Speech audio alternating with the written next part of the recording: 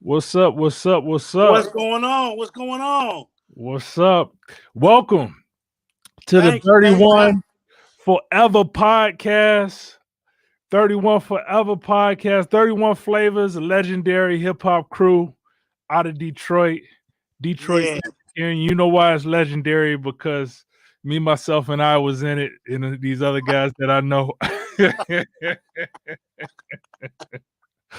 No, but we started in basements, attics, cassette recorders, Casio keyboards, whatever we could get our hands on. Some of the best times of our lives, and honestly, we just want to bring people back together. People we came up with, people we stepped into this creative realm with, and just kind of like bring it back together.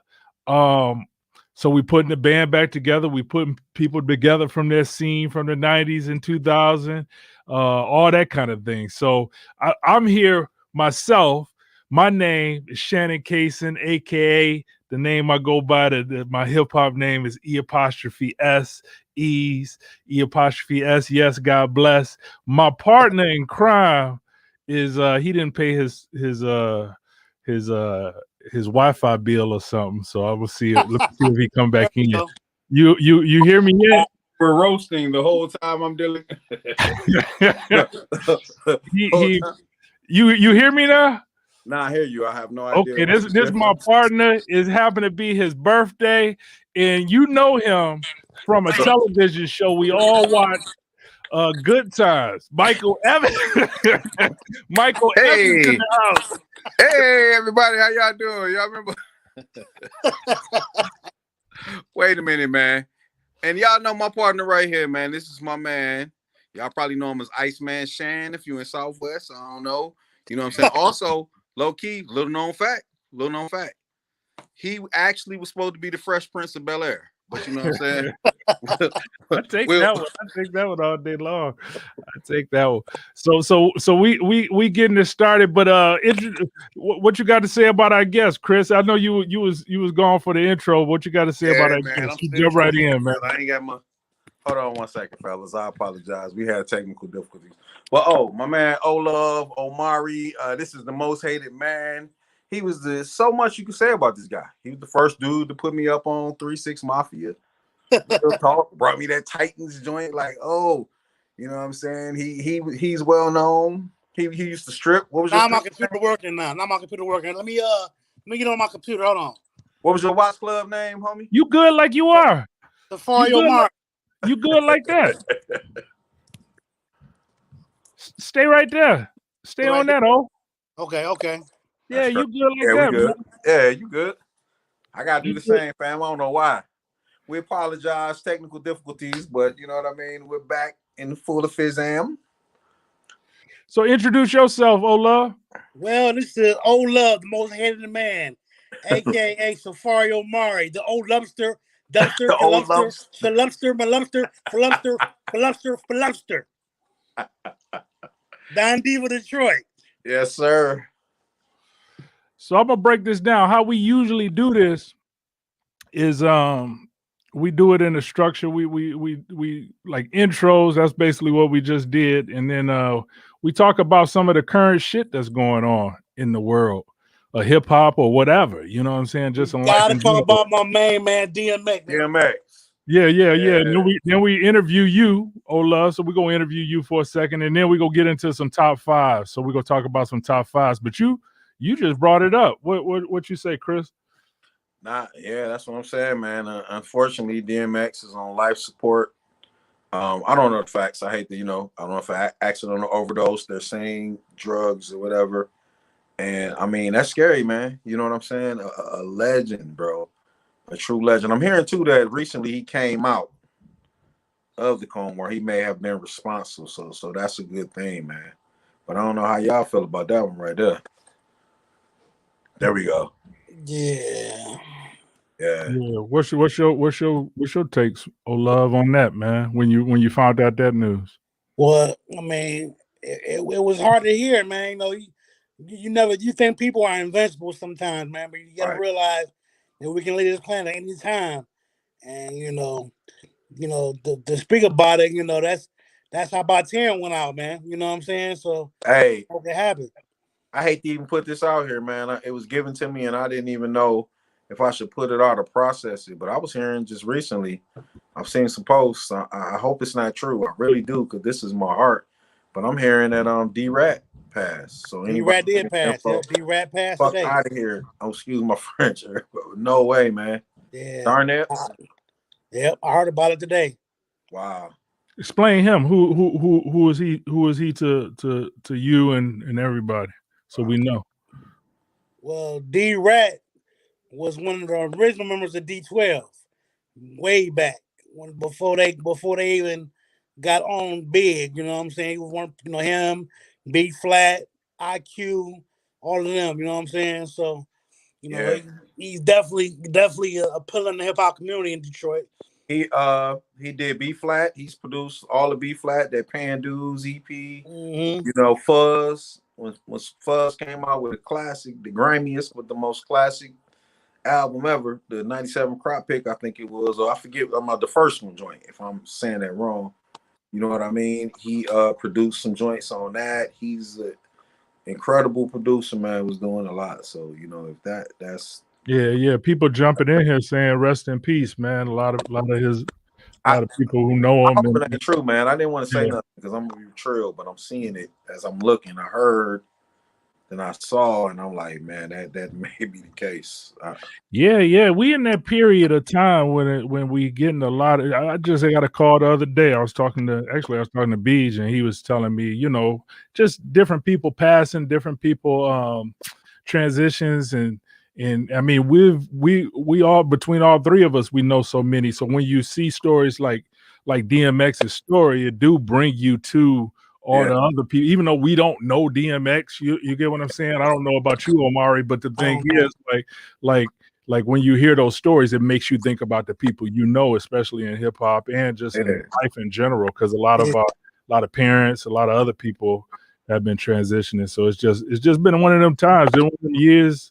Like every year, but at the same time, this pandemic year been a difficult one. So rest in peace to him. Rest in peace. Yeah. My heart goes out to my man Low, Sugar Bears. There's so many people from our crew suffering from so many different levels, man. So that is what it is. Now, did you see where? Tell me your take on this, because with the DMX story, they had released some audio where he was talking about coming up. I'm just gonna play it and then we can discuss it. All right, and see y'all points of view on it. If it some cigarettes, I didn't smoke weed. You hear I didn't do anything. I'm 14 years old, and me and my man went to a robbery one night, and it was his birthday, and we came back. We spent the money. I said, "Here, take this. Go get something. Nice for your birthday, whatever." So he came back with a blunt rolled up, and as I'm counting the money, he lights the blunt. And I said, I was impressed. I don't really smoke, nigga. Fuck out of here. And he passed the blunt around, and wow. Man.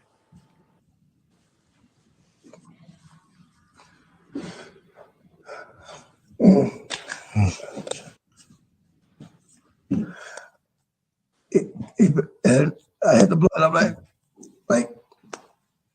I was no longer focused on the money. I never felt like this. Like it just fucked me up. I'm like, the fuck. And, I later found out that he laced the blood with crack. Damn.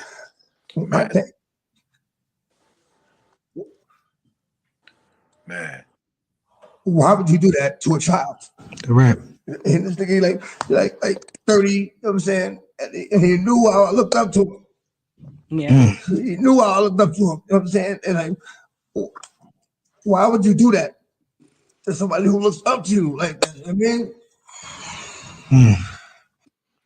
So when you look at stuff like that, and we know a lot about his life because we done watched DMX through the years, big fans, and just seeing his struggles and his successes, But when you hear about stories like that, like what comes to mind, and what do you think of? Man, that's crazy, man.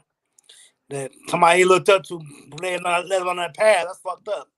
Yeah, it's bad enough if you do it on your own accord and We all have done whatever we've done in our times. We did it because. But imagine somebody slipped you that Mickey. Imagine when, hey, for our women who they slip them that sleep drug, or even just dudes slip you. You don't even know. And you, what's that? 51 or whatever it is. You know what I mean? That's ill, man. That's. I can remember a time. Y'all probably say that's why this food crazy. But I'm gonna open expose myself. I went to DC. And we, Okay. you know, back when everybody was smoking, I went, you know, cuz I'm looking for some weed. He like, they ain't got no weed, but they got some boat. Anybody from DC who in this joint, he like, they got some boat. I'm like, well, I don't know. Okay, boat. Well, I'm from here. Okay, whatever. It looked like some premature, some preemies, right? They twisted up, put it in joint, and we hitting it. I'm like, man, kind of find I ain't even know then, but kind of find out later. You know what boat is? You might as well say wet. They dipped Oh, that's that real shit. the bud and the butt On naked. The butt naked. I wasn't freaking, but I was like something weird. You know, could have like, got butt naked on that one. I was in my mama deep. Not laughing at it, but yeah, but really, so for somebody to slip you something and not tell you, man, that's ill. For to take that choice away from you, and we look at the effects of this man who DMX is a great man. I mean, amazing, and just imagine though. But we all knew that he had that one little demon that followed him and chased him. Yeah. And to know that it wasn't of his own accord, but just some ill cat slipping you a Mickey, dog, that's, you know. yeah, but it's like, okay, so we know them stories, like somebody slipped somebody something. Because it was always somebody in everybody's neighborhood who, like, coming up, and they was a little bit out of their mind, and you'll be like, somebody will tell you, oh, he was normal at one time, you know what I'm saying? Somebody slipped him something, and now he's jumping on houses and stuff and doing Fighting, walking the streets with a butcher knife right. now. But he used to be normal. He used to fix cars and stuff. And you'd be like, damn, really? You know, and not, that is terrible. But then you got like influences in your life, you know, like these influences. Like he said, he was an older dude. You looked up to him in a certain way. You know, they did wrong together, but you know, he was his influence in a certain way. So them influences, man, can fuck you up, especially at young ages, you know. And I think about that, you know, in time frames of just having, you know, being grateful to have parents and have good influences and to be a good influence in some ways. You know, I think I was the dude who was like, you know, walking away from a lot of stuff, but at the same time, I know, you know, a lot of friends who took a tough road, and I took some tough roads too, but it's just like, fuck, man. DMX always dealt with that issue though. That's something that he was kind of public about, even though he wasn't super public. You knew it, you know what I'm saying? You can look around and see It had to be public. Who's that hype and that, you know, I mean, and not to make fun of it or anything. I love that man, but you know, hey man, so he made some shit. He made some dope shit. That's what I want to see. I want to see him recover from this, man. Come out of this and make an album for ages, like his magnum opus. You know what I mean? If he could do that, I mean, I know I'm wishing on a star, but you know, but yo, I hate the on a little bit lighter note. What about that versus? What about that Gator, Isley Brothers versus EWF? All I'm hearing about is all these young ladies talking about they in heat around on Isley, man. I'm like, I'm about to get the gray beard. I'm about to get the beard, man. Get the little grays come in. I'm waiting for my grays to get stronger. You know what I'm saying? Hey, we back. Hey, baby, we back. Us old cats is back. Speaking of old cats, what about your boy Steve Harvey, man? he was in heaven, man. He was living his best life that night, man. Man, that's what he lived for. He waited for this moment his whole life.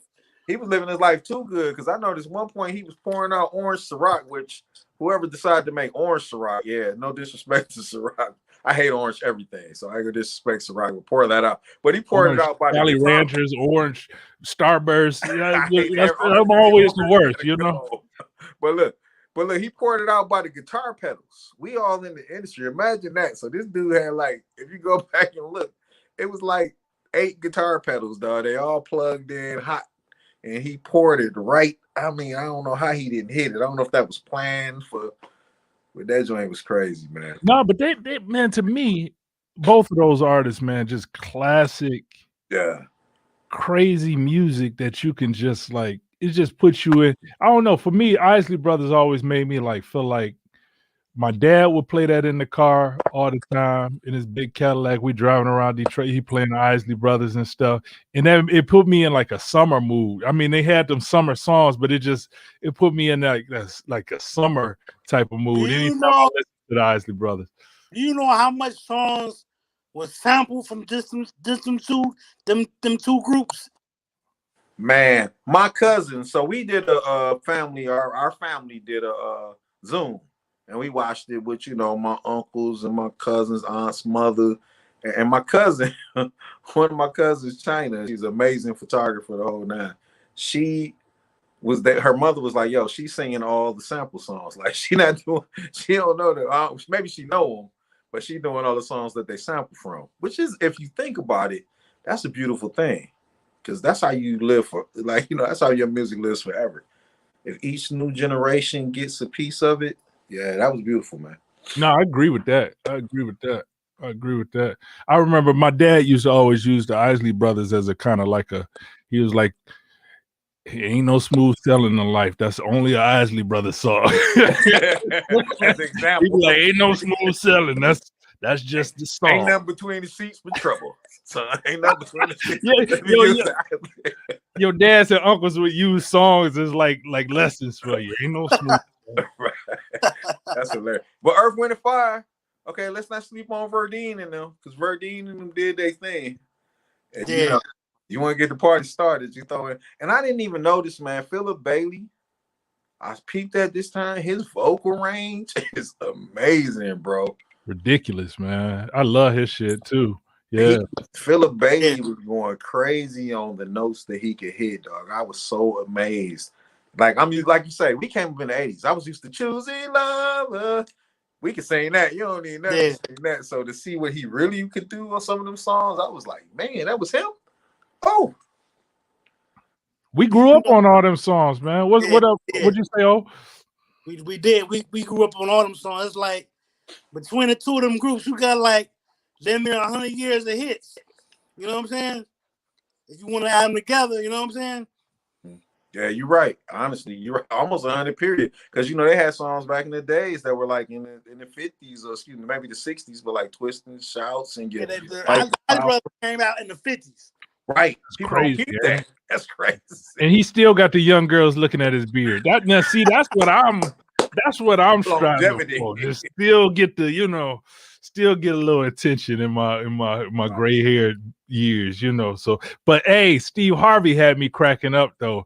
Not cracking up him in general, but I was watching it and I was telling I walked out to my office and I was like, man, Steve Harvey won't shut the fuck up. They trying to tell some stories, and this motherfucker talking about when he was a kid in college or something. I don't give a fuck when you was in college, man. I want to hear stories of how they created this and how how Versus usually is. And then your boy, you sent it to me. Actually, I found it on your page, Chris. Spice and Afion Crockett. First of all, shout out to every time. Spice Adams, Afion Crockett, and then this time they brought in Godfrey, which he deserved it. If there's some kind of award for verse in the future, he did the best. Harvey, a Grammy for that, man. Check it out. Play it, man. Yeah. If it woo! Oh hell, Ronnie Isley, boy. We wrote that song and yeah. 77. I remember 1977. Right. Was it 77? Right. We had wrote that song. Yeah. In 1977. Oh hell no! But guess what? 1978. And I had remember 1978. That same damn song. I had 1978. Bought my first pair of Gators. 1978. Right after 77. Right. I don't know why. He just walk off. Shining my first pair of Gators. That song came on.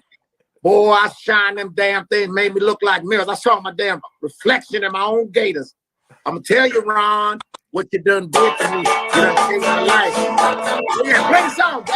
This Jockey Nice. This Jockey Nice. That's hilarious, man. This Jockey Nice, man.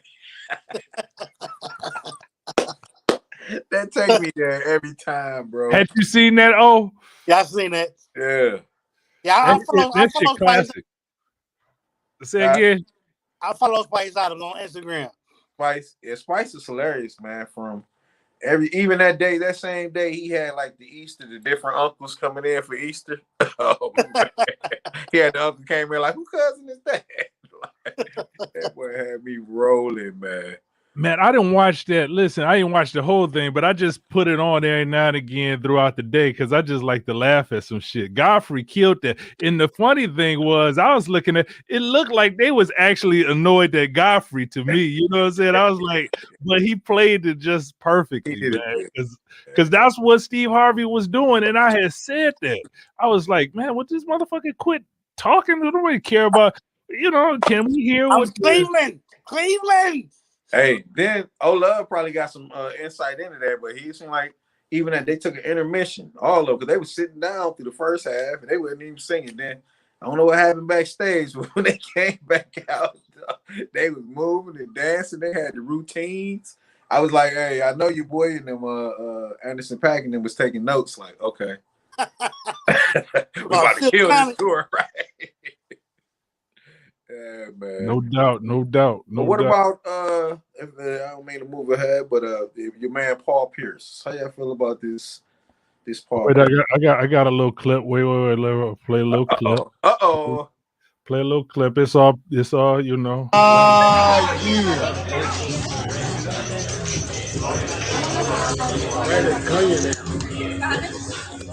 I know about myself. I just had one. I'm not married. What you mean? She come on, why would I even do all this? Let's pop. So they had the women. They playing poker. You know what I'm saying? And I don't know if Paul Pierce married or not. I don't follow him like that. But I you know, what's your thoughts on that one, huh? Didn't he just say I'm not married in the video clip? I could have heard it wrong. He said in the clip, you know. I went into that. That's new for me. but this they fired him. They fired him off of ESPN. He lost his job. He went on the live. Then explain it. He went on the live, IG live. He with his boys. They playing poker. They got the bikini girls in there massaging them and twerking and shit like that. But he talking shit on his live or whatever, and then ESPN fires him. Yeah. Oh, now that's the part. That last part is the kicker. What's your initial thoughts on that? Oh, I'm just curious. Man, you gotta watch what you do online, man. That shit for the world to see. Yeah. You never know who's watching you, man. Especially when you got shown the line. You know what I'm saying? Nigga like me, I ain't got nothing to lose. That can't take nothing away from me. So I'll do that shit all day long. You know what I'm saying? But if I'm Paul Pierce, I got a job on the line. I'm living that good life on ES, you know, on TV. Hey, that's what comes with the territory, man. You gotta watch what you do. Yeah, that's true though. I feel that. You know, he should have, even when me and E spoke on this, and like you said, he should have known better. You know better. But at the same time, I guess, you know, do you lose your job for that? What's going on, little man? Give me some love. I know Chris always you got to interrupt the show, everyone. Chris, what you think about Paul Pierce? You think he get out of here, man? I call you in. We talk about Marvel. He's like, he a young king. I love that. Look up to. Aspire to be. Right? Yeah, I don't know. Paul Pierce had a few. Well, never mind. We're gonna leave them Boston incidents alone. But what's your thoughts, Chris? I don't know, man. I don't think he should have lost his job. But like said though, even nowadays, you do know, like, we can apply for a regular job right now. You can just be working on a loading dock or wherever, and they will look at your social media and fire you based on things on your social media. So it's chestnut checkers. That's all I'm saying. Yeah. In my mind, I'm the same. It's bad taste, probably, to go on live. You know what I'm saying? If you in his position, he ain't no young dude. You know what I'm saying? He grown. He ain't really got to show off that he's at a. Because we pretty much figure that guys go hang, play poker. It's gonna be some bikini women somewhere. Dudes don't just want to hang with just dudes all the time. So it's just like, for me, I'm like, but see, the thing is, like, okay, we got we supposed to be respecting the strippers and sex workers and all this kind of stuff. but there's something wrong with him showing that he's around, some dancers or whatever. I don't know if they're dancers or not. It could be a massage team who therapist, come right? out in bikinis Go and to the massage people. and play poker or something. I don't really see nothing wrong with it. And what the fuck is ESPN? Is ESPN some Christian organization or something? It's a basketball. It seemed like he was the underlying. See, that's one of them. You know how we've all been at the job and like we know they wanted us anyway, but they found the reason. It seemed like that couldn't have been the reason. Like it's not the best thing you could have done, but that can't be the only reason. Yeah. Juan said something that hit. He said Disney don't play that shit. He right. That is Disney. Right. Yeah. Hey, he's a genius. He right. So that's a family brand. Now when you think about that, then boom. You can't look at old girl from The Mandalorian. Whatever her comments. What did she do? I don't even know what she did. What she do? This was a while back, but I think she made some comments. I'm not gonna even speak on what it was. It may have been anti-gay. I don't know. It was something that, whatever the case, you gotta love Twitter, but they got a hold of it and they wasn't feeling what she said. And she got fired, I think, if I'm not mistaken. She did. Yeah. But look, my man just told me, matter of fact, O'Dari just told me. It's all from you. O'Dari, he bought the collectible doll, and he said that thing was worth like $200 now. Oh, word? Collectible what doll? What doll? Her. Oh, her doll? Okay. Yeah. He's still buying the collectibles and stuff. See, but he's smart though. He making a profit. I ain't mad. Yeah, like we said, I still got comic. I'm a dork, man. I got comic book. Don't make me show y'all the Beastmaster toy I just bought. The Beastmaster, like the movie? Beastmaster, like He-Man. Oh, okay.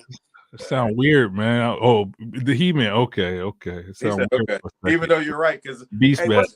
What's that on He-Man chest? Is that a Nazi symbol?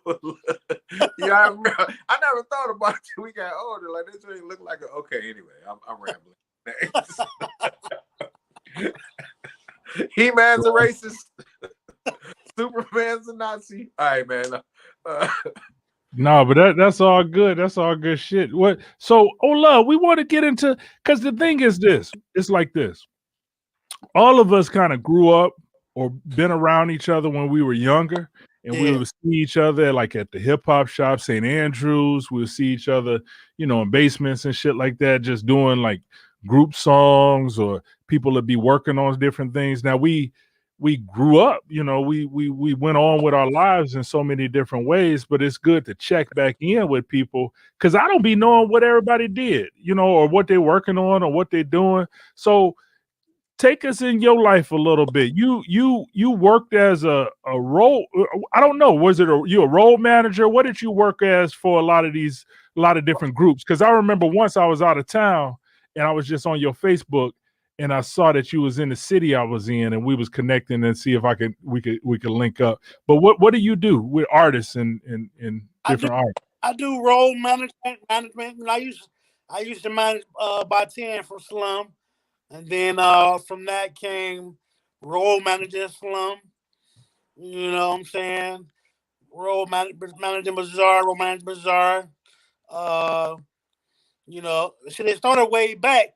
My first group that I role managed was 5 Ella back in the day. Oh. Yeah, I was a role manager. I got some hell of a funny stories, but I've been on the road with them. How did you get into that? How did that start? Like what was the story on how that even started? What, they just grabbed you and said, "Come with us" or something, help us? What happened? To be honest, man, I don't even remember. It was so long ago, man. It just happened Proof was like, by Proof, he'll just delegate jobs to your ass. You the role manager, man. You can be a role manager. So right. We gotta go out of town tomorrow. You gotta get on the road with us, man. We going to Chicago. Come to Chicago with us. I mean, shit like that. You know what I'm saying? So I remember one time we did Founder Day for Dr. York in Georgia, in Edenton, Georgia. So we had rented a car. It was me, Proof, Mud, and Thyme. And the little ass car head down 75 to go to Georgia, go perform. The grave diggers was there. I think De La was there. It was crazy. Yes, that's cool as That hell, was the man. first. That was the first. My first taste of management, romance, whatever you want to call it. Yeah, with 5 Elements. What's the duties of a road manager? What you got to do? You got to go in the audience and get the girls or something. I don't know what a road manager. What do road managers do? You know, make you sure gotta make sure the artists get there on time. They gotta get on time. You gotta collect the money, make sure they get paid, all that. You know, make sure. Okay. all the hard work. Yeah. Right. Somebody in here, you got to tell us some of these stories. Because you've been with some of the icons in Detroit. Shit, Proof, SV. Somebody said, tell us that Toronto story. You got a Toronto story? That 31 Toronto story. Yeah, the 75 who was it? It was me, Juan, Low Lewis, and B. We went to Toronto. I think I was in New York already. They caught the bus out to New York, and then we caught a bus to Toronto. That shit was crazy. What y'all go to Toronto for? Just because? Because, man, it was just something to do, man. Nah, man, hold on, pause. I know what he's talking about, man. I'm gonna call you out, man. They say, now I wasn't there. Like I had responsibility, whatever. They say you was out in Toronto, fam. I think they say you had a bullhorn. I believe they say you went in the record store with a bullhorn, like, yo, 75 North 31 artists. You know what I'm saying? Like you was selling. They say you was on the road, out in the streets. Again, this secondhand information. So correct me if I'm wrong, dog. Clear That's that all right. up. Sound about right? That sound all right.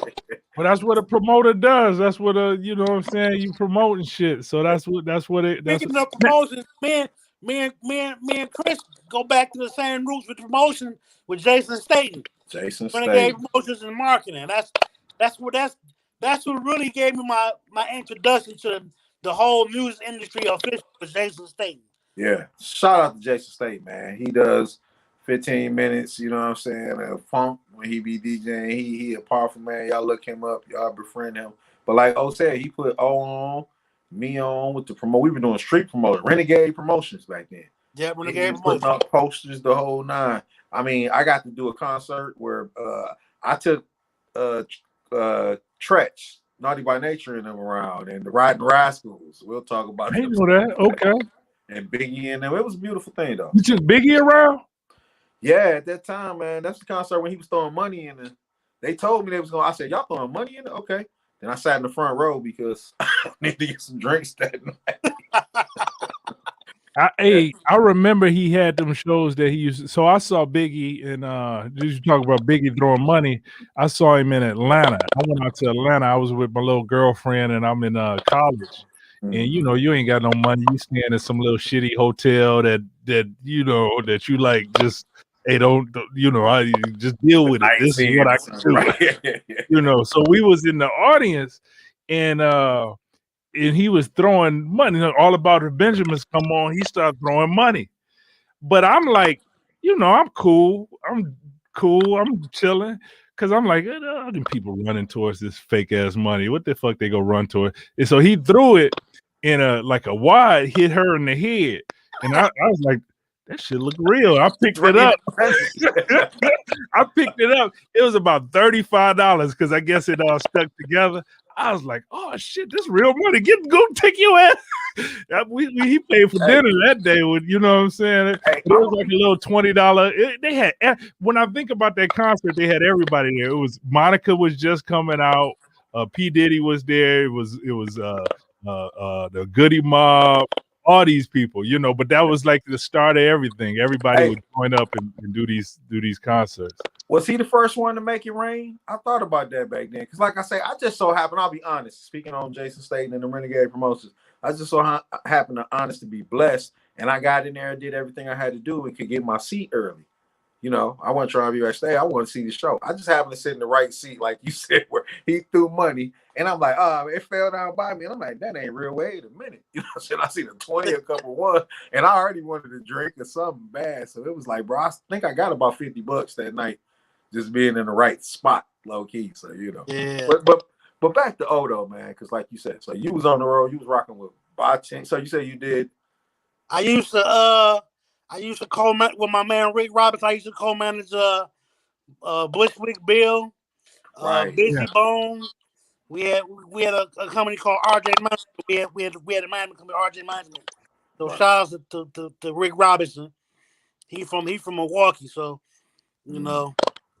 Okay, so one of the like, this is so many different people that you bring it up, and I know you got some stories with them, you know. So and then one of them I think of that probably, even though we knew him coming up, and I ran into him once in New York. I remember when we were saying what's up to each other. But like Bizarre probably has some of the craziest shows, and I don't know any Bizarre stories. Any? Because it seemed like his shows was. I remember getting his flyers. It was like whipped cream, you know, people with bikinis on and shit like that. So what were his shows like? Because his fan base wild, so I know. His fan base is wild, man. Wow. You know, it's like, you know, being on Road Bazaar is a feat in itself. And he's very demanding. Oh, you know, he needs a lot of shit. You know what I'm saying? So you gotta be ready. You gotta be ready to do all kind of extra runs and shit. Like, look, can you just go and give me some enrollment, baby? I gotta run, man. I gotta shit, man. I gotta back. You stupid. That's worse than what I said. Give me some emoji, man. That's funny, man. That's funny. Bushwick Bill. You talk about Bushwick Bill. He sound like he would probably funny too, man. I remember Bushwick. People don't know about Bushwick, but Bushwick wore a size 15 shoe, man. Swear to God, on everything. That's crazy. His foot cannot have been that big, though. He wore a size 15 shoe, man. That's no lie. What was a human penguin? Man, that nigga had some big ass feet, man. I'm 6'3". I got 14s and he had 15s. You know what I'm saying? That's crazy. That's crazy. I don't know if he bought his shoes too big or what. But his shoes decided them shoes is used as fuck. I'm like, hey. Don't Shaq wear like a 15, 16? You know? Yeah. Like 20. Like, you know, I mean, we had a reunion tour. Get Up Boy had a reunion tour not too long, years back, and we did I think he, you know, Bushwick didn't get along with Willie D too much. You know, they had the internal feuds and shit. Right. But I remember I had met him on the tour. I met him in Buffalo, and I think I drove to Buffalo, and I caught a train to Buffalo to meet up with him. We had to catch a flight, and my homegirl from Buffalo picked us up, and he started going on about, I would put that nigga in the shit bag. Whole ass nigga. I'm like, man, what's going on, man? Like, man, that nigga, what he did, man? Fuck that nigga, man. I'm like, damn, man. Who is he talking about? His Willie group? D. But you know, I heard they had epic battles. Yeah, that group was put together though. I just found that out recently. It was. That was Jay Prince mastermind. Like, they wasn't boys, or they wasn't like us where we came up and knew each other. They was like, yo, Bushwick Bill is from Brooklyn. Wow, I didn't know that. He's from Bushwick, Brooklyn. He's from Bushwick, Brooklyn. Yeah. That makes sense. Bushwick Bill. Wow. That's great. Yeah, Bro. that's so. Wow. That's okay. So what? Okay, one other artist who I guess we would all agree probably in this sense, where he was, I think, genius minded in his creation, how he rapped, how he put shit together. But you knew him well, and you say you managed him. By 10, and I don't think enough people talk about By 10. You know, By 10 was like, talk about him a little bit. Any stories, any things? Tell us a little bit. I remember a couple. It's just a testament to how much of a star he was, and he was so humble at the same time.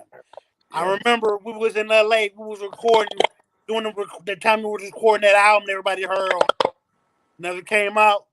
And we was at a club, right? In the club chilling.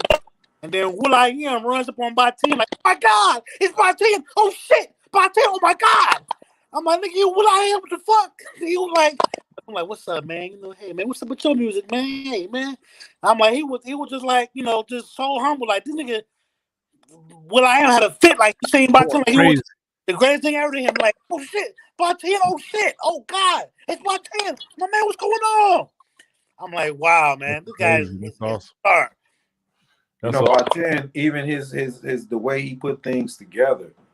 Like I was blessed to actually spot Steve put a track together. We did it at my house on my recorder. So Bartend came through, and it was like, you know how Tim was like you said, he was humble, almost semi shy, and he wasn't really whatever. But then he did it, and he did the ad libs first, and it was like that, and you know, he was just doing it, and I was like, okay, I'm engineering. Like, wait a minute, that's strange, but okay. I'm like, that you sure? That's it? He like, yeah, man, keep that. Then he came back over it and did the verse, and my mind was blown. Like, wow, who does their ad libs first? I don't know. If that's different. That's different, bro. So his whole method. I mean, who raps in Hebrew? He got verses in Hebrew, dog. I'm gonna pause. Go ahead.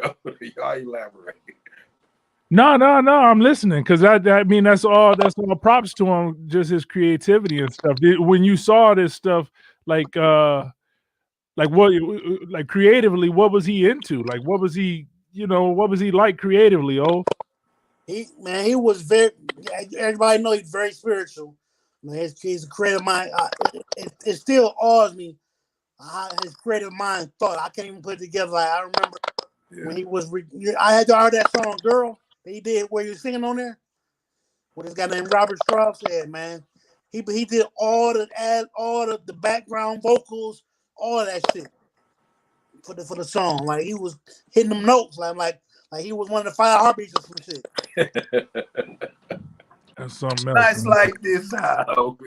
Yeah. His flow patterns just was like crazy to me. Every single album I heard with Slum, I'd just be like, damn, man, because he just do different shit. And I remember even when we was in, you know, we'd be on different shows and shit like that. I'd be like, these motherfuckers is out of this world. You know what I'm saying? Just all these, just their style and everything else. So that's cool that you work with so many different people. Any other things you want to leave us with on like shit that you being a road manager, being a part of all that kind of thing?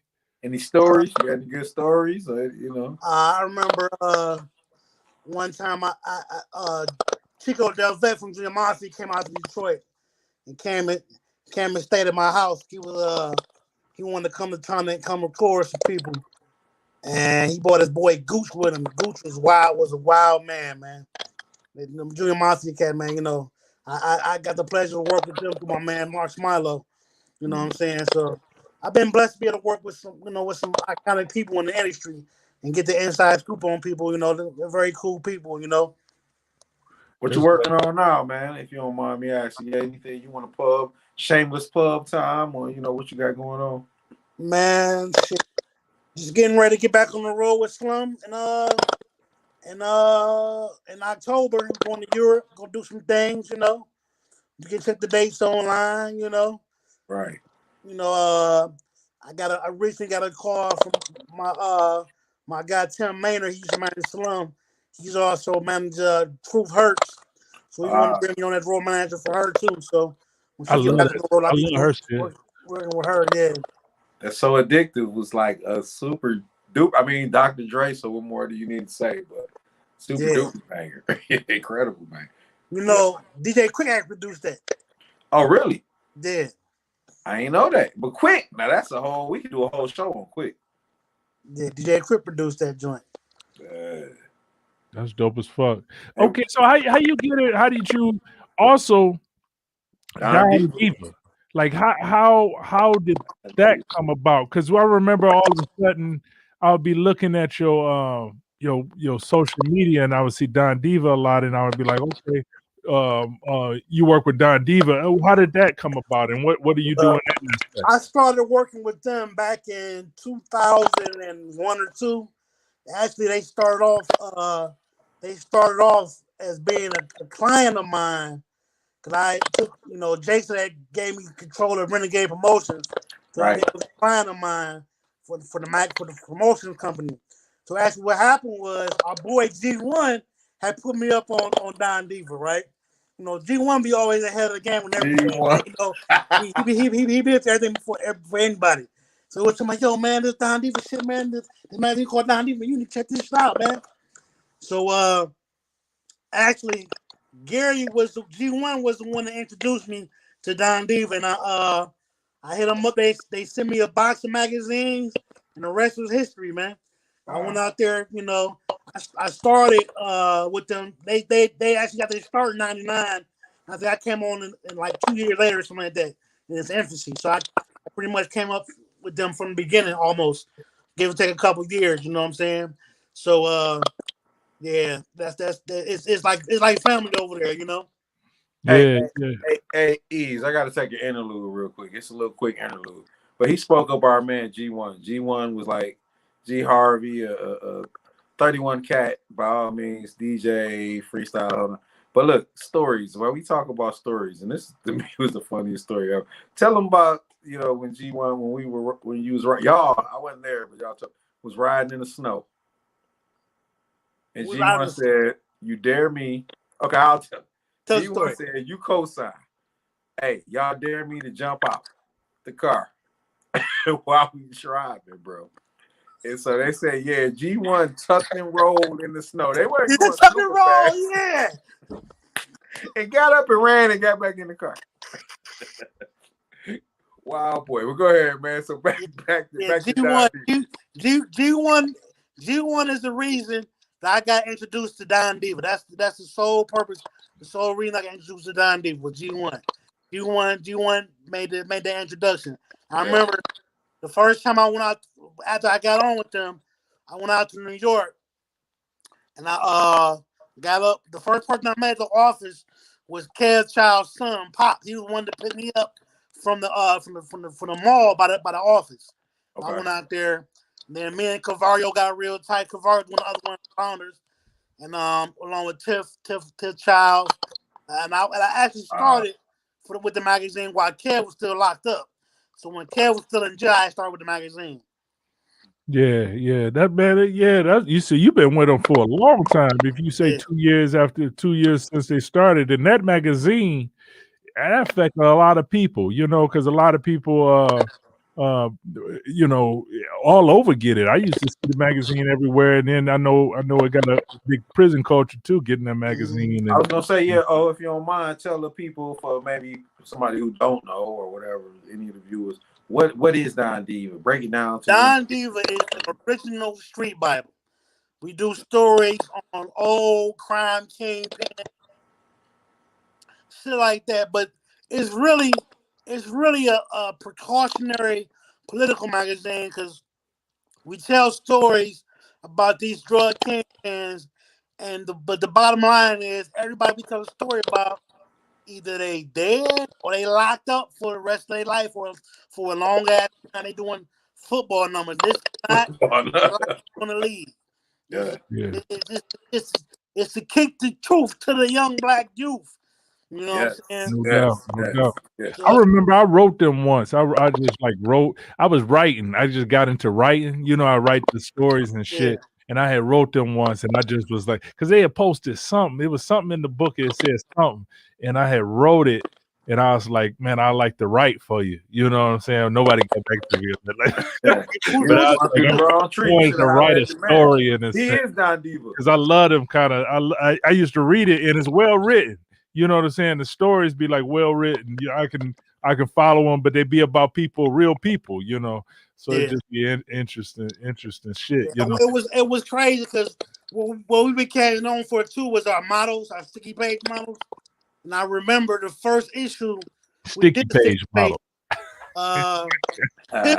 Who's one of the owner's wife?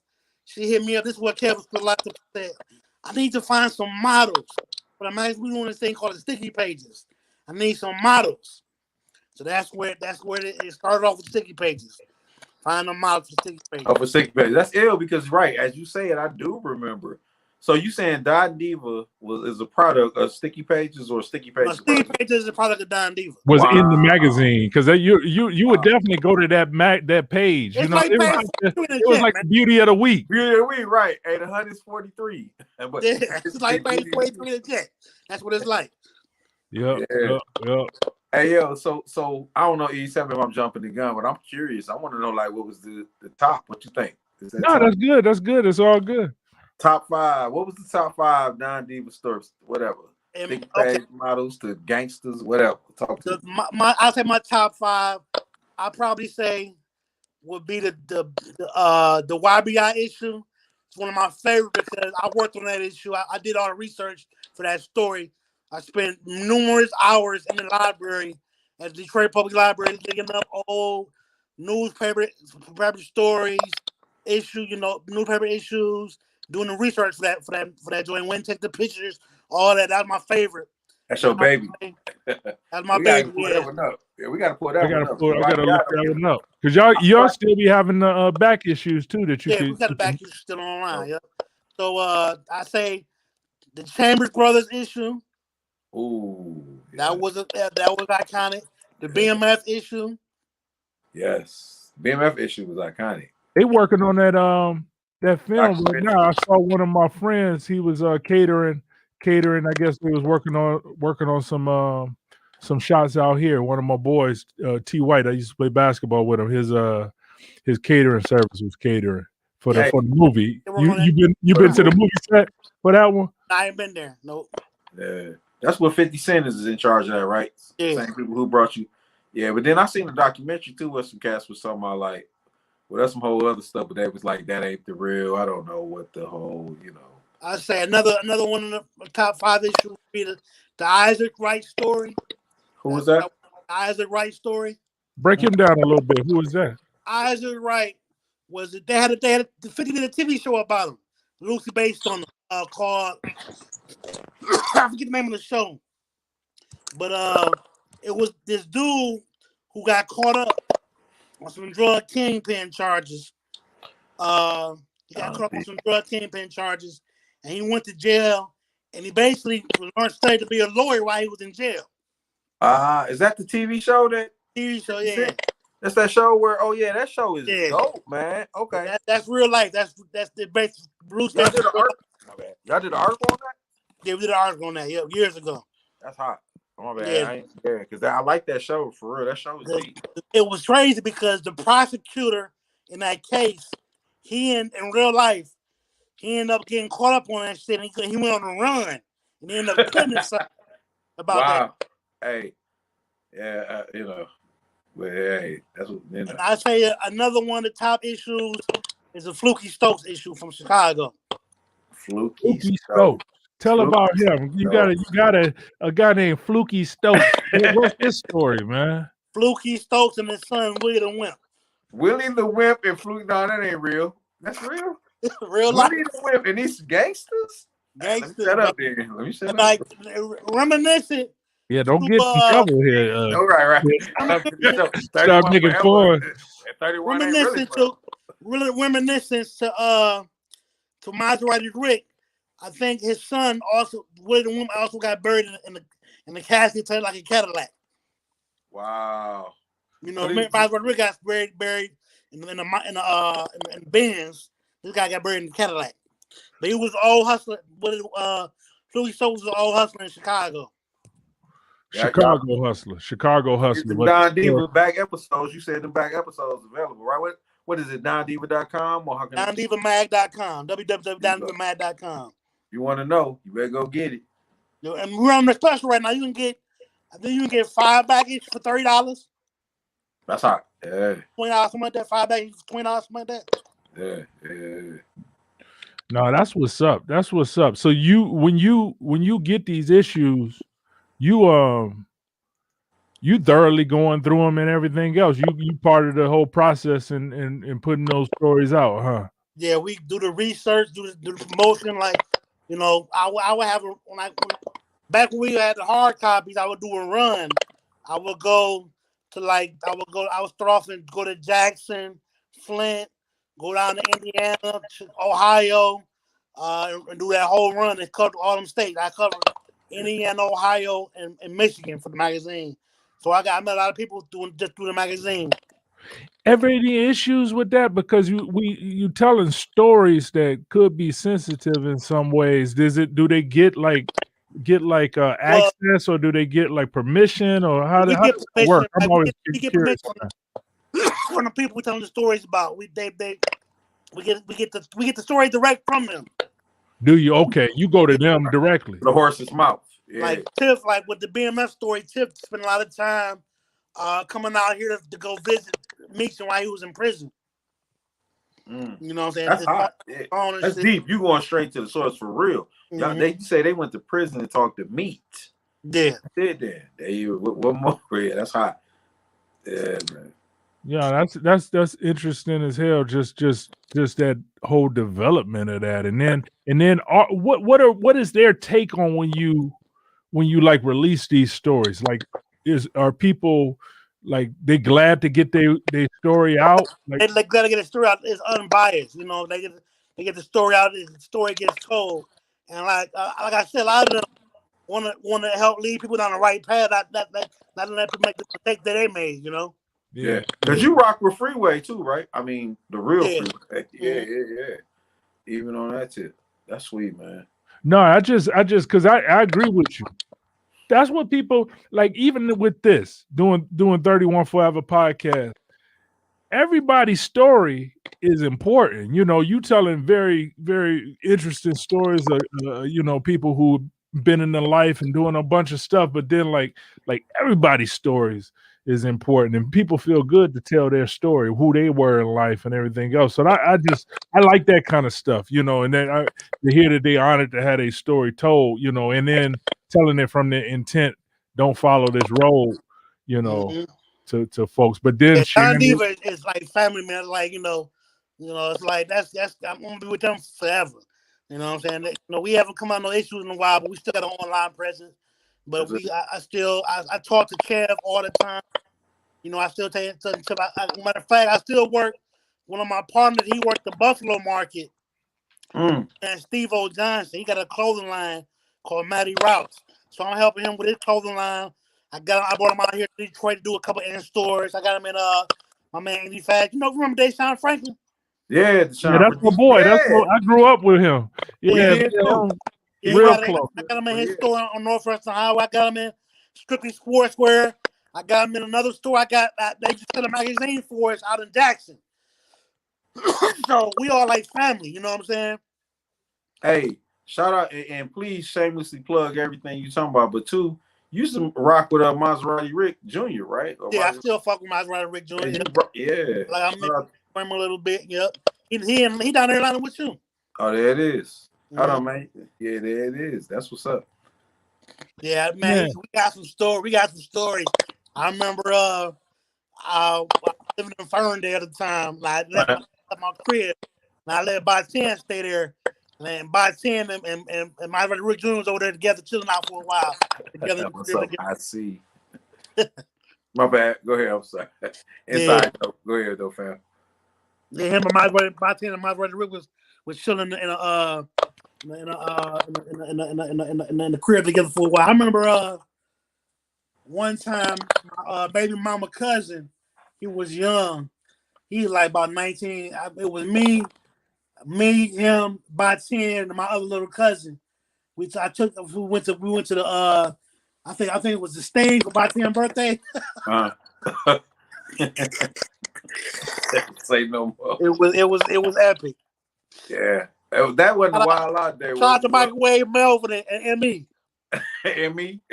Yeah. That's what's up, man. Nah, that's just hearing your stories and then all the shit that you done seen and been a part of. Oh, it's just like amazing, man. I'm just happy to hear it, and that you still working on so much shit too, man. So, you know, always keep us in touch and keep us aware of all the shit you got going on. Y'all going out to Europe, huh? Slum doing the Europe tour. Yeah. Yeah, that's what's up. Is that any official dates of when it's kicking off, or is this? I think with all this COVID shit. Probably. Yeah, that's what I said. Okay. I gotta look online. Whenever some official dates, yeah, man, we definitely want to know that. Yeah. You know, I'm gonna be at T3. You know, T3 got a radio show on 7.5. Yes, you know that. Yeah. Every Sunday night from 7 to 9 on 7.5. Yeah, I'm gonna check it out. Straight hip hop, I heard too. I've heard a couple all straight hip hop, all straight real Detroit. Cause like you say, man, unfortunately, I think it was an era, and maybe I'm lost in it. But there was an era when they got lost. The the light didn't shine exactly. It shined on a couple people, and much love, and thank goodness it did to see what we got. But a lot of people. He told me he got #1 show on Sunday night, still on the radio. That's Cool. right. I like no, Slum. So he played. What I'm saying though, he played some stuff low key that ain't like Elzai. Y'all know what I'm saying? Like underground, we know who Elzai is. He played all. He played all the shit we used to listen to, man. Yeah. He be killing the game. That's all I'm saying. Yeah. No, I ain't even listening yet. I'm gonna check that out. I'm gonna check that out on Sunday. Sunday, 7-9 on 107.5. Yep. What about you? What about you? Oh, you did you used to rap, man? You flow too, don't you? I never flow. He a DJ. He's nice with them hands, but he be front. You know what, man? I used to have a radio show back in the day with me and House had a radio show together. Thank you. Okay. So on Southfield High School. We about to go into OT because I wanted to get into that, but I ain't want to be like, well, let's go there. So Southfield High School, where we went, had a radio station. It didn't get the biggest. So go ahead. So you and Shoes? Me and Shoes had a radio show. I forget what night it was, but I remember I used to bring my turn. I brought G1's turntables up there to make a mix show. Yeah. On the radio, I would plug them into the Otaris. Yeah. Do a mix show. I remember one night. This is when I think Wine called into the show. We interviewed Wine one night. On the I think you remember that Wine. We interviewed Grand Wine, yeah. Oh wow, yeah. Y'all used to kill it though. Like low key, it's one of them joints where you could get it locally. You know what I mean? Like you get in your area, but if you was there, you would tune in because when they was going him. And hey, keep in mind, Shannon too. Omari, this the old Omari. Look, no disrespect or like that, but O used to have dreads. Like, I was gonna ask him why he cut his locks off. You know, he was kind of like a. You know what I'm saying? He was one of them model dudes and shit like that. You know, back in the day, he was one of them models shaking his locks and shit. Go out the water wet, like he had locks. But I was like, yo, I didn't even. That was like some of my first experience with locks. Low key, we was in high school, bro. Like, wow. But they was. I remember before I even met Alamayu, right? Yeah, Shelby the Sugar Nut. Shout out to. I was at U.D. at a basketball game. Yeah. Watching some high school basketball with my pops. And I'm sitting there, and this nigga starts yelling to me, Ali! I'm like, who the fuck nigga talking to? I'm like, yeah, you Alamayu, right? I'm like, no, who the fuck is Alamayu? They thought you was him. And you got judged based on your dreads. Like, that's Ali right there. You met him through somebody doing and that's crazy, man, because they were 31. They were 31 low key. Like, they always had love. What was their group called? Alamayu and Shelby Sugar Nut was what? Whatever the case. Hey, but I know you're talking about too. Check out Alamayu Harris. He got some music online right now. I hate if you go on my Instagram, friend of mine, he got some incredible. He was a teacher. He's a very intelligent dude. Mm-hmm. And he be spitting. Bro, he make beats. Like, yeah. But go ahead, my bad. Hey.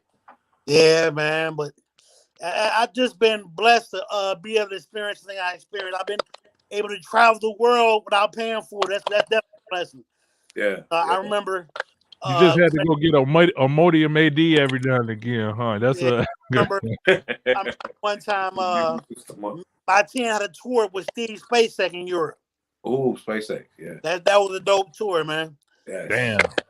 This Steve Spacek, yeah, But you to be able to say that though, that's some stuff that maybe everybody don't understand, or that's the weight of that. But dog, I was on tour overseas with Steve Spacek. That's crazy, bro. In these venues, these overseas venues and shit. Do the people overseas, they be digging the music? Is it like they love it, man. They love it. You like I told you, man. My team was over there. He had fans running up on him like he was Michael Jackson, man. Oh my God, Barton! Oh shit! Wow. Well, he was the shit. You just said like will.i.am going to him, just saying like going crazy about it. You know he was. But think about it though. You go in any neighborhood we grew up in and say about 10, they might be like, "What are you talking about? Like how many top 10s?" Or and no disrespect to 10, but the one thing about them too, like they all stay within. Like right. Everybody still. Swing would work with him, Beach would work, you know what I'm saying? So it would be like still people work together, you know. You wasn't like you was great, but at the same time you work with other great people who was maybe not as known, but they were still respected. I used to always appreciate that and love that. Speaking of Swing, that's how I met Bizarre. I met Bizarre at Swing crib. That's why Speaking of that, Good to Busy No, Swing had played me a couple. I think he got some of them 4-train joints. He had played me, man. That was crazy. Bizarre used to rap like Red Man. Hey, the first time I met Bizarre, he came to Spot House.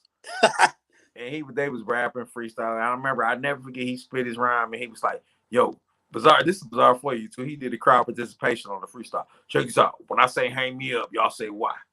And he did a hang me up. Why? Because I'm off the hook. You know what I mean? He did the rest. I was like, okay. He had his presentation down packed though. I'm gonna say that. Busy. I like Bizarre. Bizarre, I saw him. I was walking around New York once, right? So I'm with this chick who was she was bodied, but she had some, you know, she wasn't right there. She wasn't, the face wasn't right there yet. I wasn't really, and I'm out of town, so I'm not caring as much. It's just somebody my wife listens. I don't know. It's just body of a god, his face. So I was walking with her, we chilling. And then I saw Bizarre. He was like, "What's up? What's up?" So we talking. He was with a little entourage or whatever. So we talking. I'm trying to push her away. Like I'm not with her. We just walking together. But we was talking. He was going to That's 50. This is 50 or whatever interview. But he was like, because I was out there to do a storytelling show. And he was talking about so you doing, man, I can't see you doing that. You on stage and doing all this other stuff. And then I looked at him like, I can't see you doing what you're doing either, nigga. like you was some, you know what I'm saying? So I'm listening, and then one of his boys was laughing because I was like, I can't see what you doing either, you know. But everybody just doing their thing, you know. I love it. One thing about Bizarre, he gonna find the bag, man. He get to the money. Yeah, you gotta respect his hustle. You got like out of everybody I know, as far as artist wise, he always finds a way to stay relevant. You know what I'm saying? Yeah, you have to respect his hustle. Like you say, even the love. I can remember, like Shannon say, I got a cousin down here. Shout out to Miss Dia. We definitely gonna get her on the show. But she took me to the big event that they had down here. I can't even think of the name of it. They used to do it at the Masquerade. You know what I'm talking about? Yeah, Masquerade. Yeah.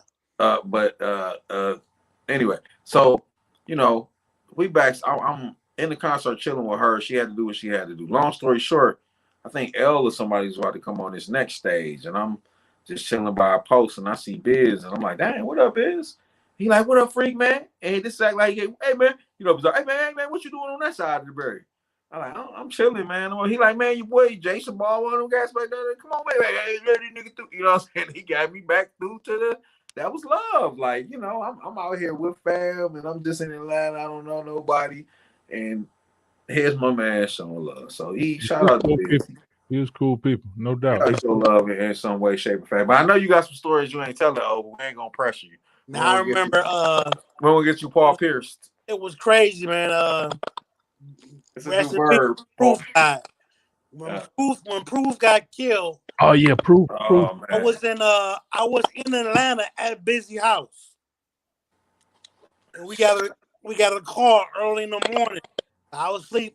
He woke me up like, "Yo, man, your Proof just got killed." I'm like, "What the fuck?" Yes. And that's like, it was crazy because they were saying they were looking for Bizarre to question him about the shit. But I'm like, he in Atlanta. Use his alibi. Go ahead and say it. What they want to question him for? He in Atlanta. Yeah, I was at Busy House in Atlanta when. As a matter of fact, that was the first time I got the Don Diva van. I was picking up the Don Diva van.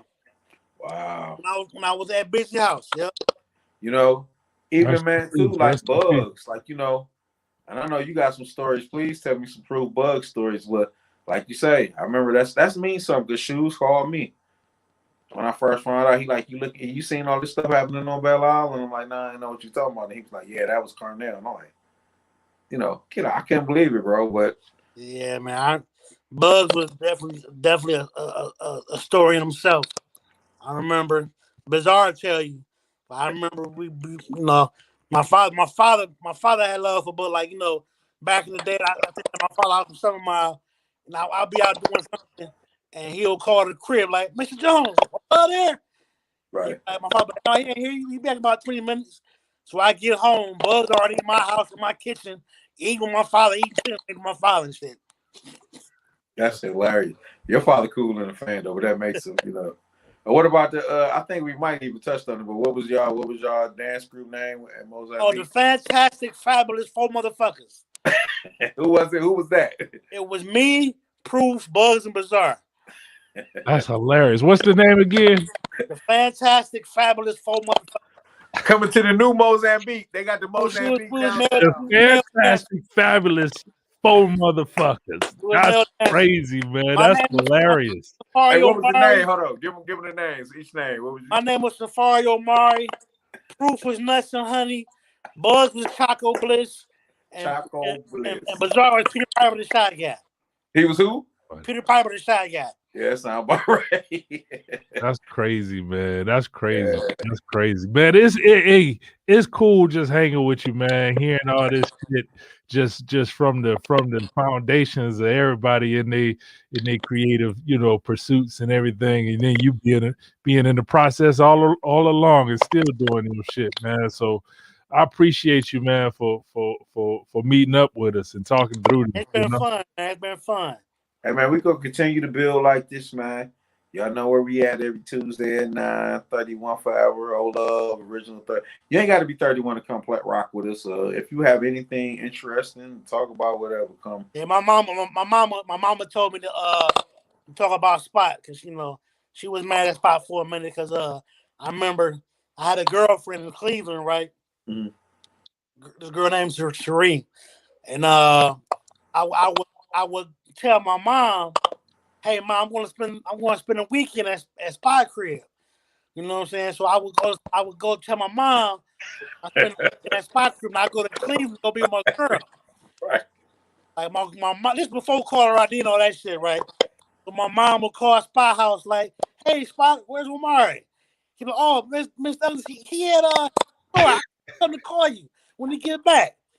So he'll hang up and he'll call me and my girl crib like, "Yo, your mom just called you to call her." I'll call, "Hey, ma, you just called? I was just told." And I never told about it till years later. That's hilarious, man. That's hilarious. Hey. Damn, that's a boy right there. That's your dog right there. Yeah. You know what I'm saying? Because what was y'all group? They had a group. They like 31. One thing funny. We had a group called Naps. It was me. Naps. It was me, Kid, and Spot.